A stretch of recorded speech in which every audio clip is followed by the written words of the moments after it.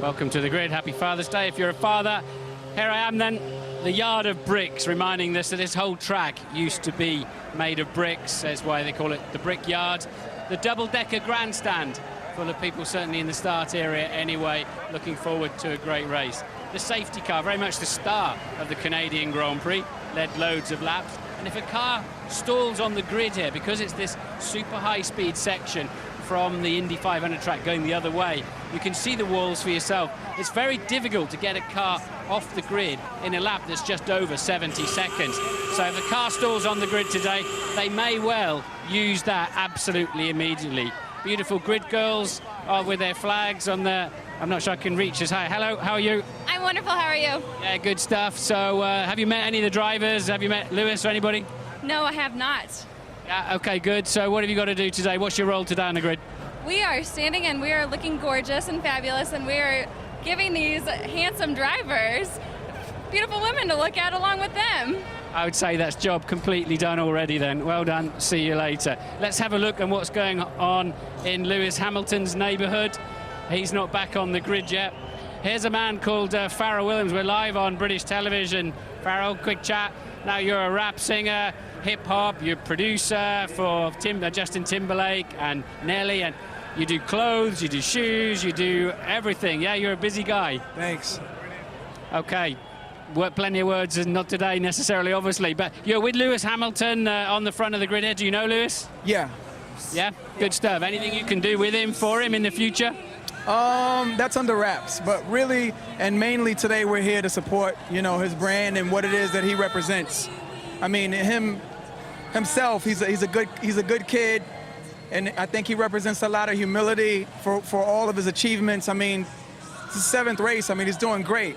He's really doing great, and for him, he just sees a different kind of world. He thinks that any and everything is achievable, and we stand behind that and we support that. I mean, it sounds like gibberish, but it's really what's got us here. We're here because this kid really believes that he can do anything that he wants to do. He puts his mind to it. Wealth is not of the heart and the mind. It's not of the pocket. It's of the heart and the mind. So it sounds like he's really motivated you. Now, I understand you drive a Ferrari Enzo on the road, yeah? Are you a bit of a racing driver or frustrated racing driver? No one drives slower than me. I also have a McLaren, too. You got a McLaren, too, so that's like about 2 million quid's worth of kit, yeah? But I guess it looks good. Yeah, it is what it is.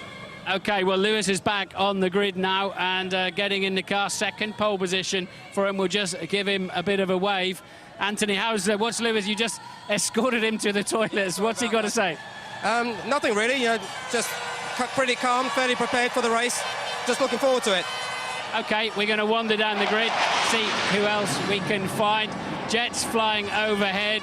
Let's see a big story today of these two McLarens with Alonso second on the grid too. They're about 10 kilometers per hour, something like 6 miles an hour slower down this main pit straight, although they're overall faster on the lap than the Ferraris. So the Ferraris are going to be hoping they get a smell of a slipstream early on, because otherwise I don't think they're going to have a prayer of staying with these McLarens. I don't know if Alonso's on the grid. The drivers more and more are staying away until the last moment. Let's just have a quick word with Ron Dennis. Ron, quick word. Congratulations again, you got the dominant car. Your drivers are both fighting for the World Championship. Lewis 8 points ahead of Fernando. How are you going to stop them tripping over each other like your two drivers did last year? What can you do about that? Me personally, nothing.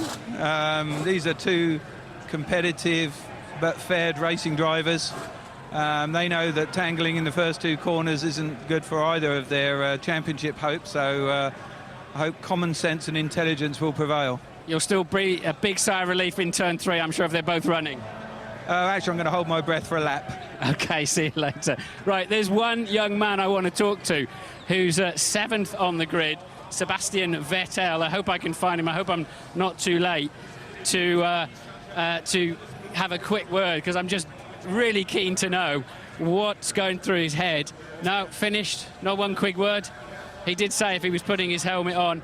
All right, we'll just take a quick look at the guy, but I did talk to him earlier on and say, is he up for talking on the grid? He's just 19 years old. What has he got to what experience has he got to draw on at that age to know you can throw me off the grid, son? Well, you'll have to try harder than that. Right, let's see who else is in the field. I've got to head this way. I thought I saw Bernie and Tony George. We want to know. Tony George, how are you doing? Good to see you again. So, are we going to come back to Indy for another Grand Prix? I hope so. Yeah, so do we. What is it hinging on? Is it hinging on Bernie being benevolent? No. We just have to talk about all the things we need to do better. And, you know, I think everyone wants to be back here for a long term. So, you know, just a few things we've got to work out that we don't have time this weekend to do. Well, the track looks good. The crowd seem happy, so I hope we put on a good show for you here in America. Thank you. I'm sure you will. Steve.